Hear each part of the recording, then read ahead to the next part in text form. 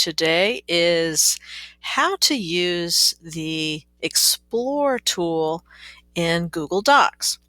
So basically, it's this little plus down. It kind of looks like a balloon or a thought balloon with a plus in it down in the lower right corner of your Google Docs screen.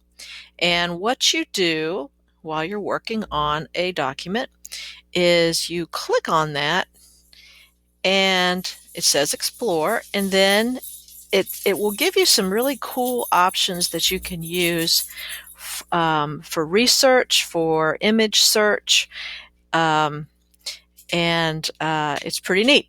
So let's start with this research thing. So let's say that I'm working on a document, as I am, about how to get more books for your classroom library, and I want to add something else here, maybe a quote in this section right here. So let's say that I clicked on Explore, which I did, and I looked under Related Research, and I'm thinking, that quote, I think that's probably a good quote. And it comes from salon.com. So I want to insert that in my text. So what you can do is you can press this little plus right here, and you hover over it and it says insert text.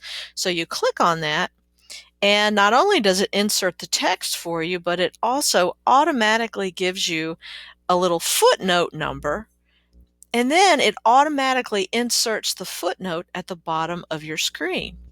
This is super useful when you're putting together some sort of research project or any other sort of document where you're trying to use several different sources in your document.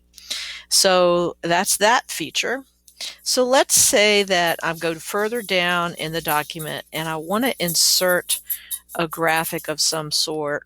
Let's say that I want to put a graphic here, maybe a picture of a thrift store with some books on the shelves, that sort of thing. So as you saw, when I clicked on Explore, it brings up some suggested things based on the text that's already in this document that I wrote, that I'm putting together myself. But I'm kind of glancing at this, and let's just say I go ahead and click on it, and I see that these images are not really thrifty store looking enough to me. So I'm going to say to myself, well, that's not quite what I'm looking for. So I'm going to go up here to the search bar, and I'm going to click, actually I did this before I started the video. I want to see more used books at thrift stores. So I click on that, and it's going to bring me web results, image results, and drive results. This is really cool if you have a Google Drive that's just bursting with documents and you're not sure exactly where you stored something, or you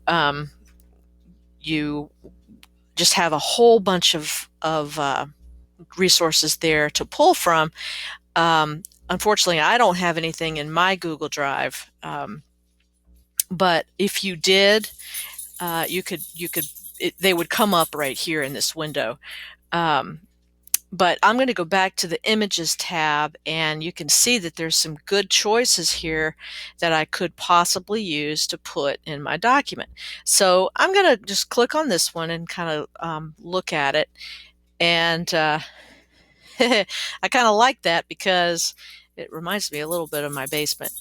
And if you double click it, which we did, then it shows you images labeled for commercial use with modification. So that means I can use this in my document if I'd like to.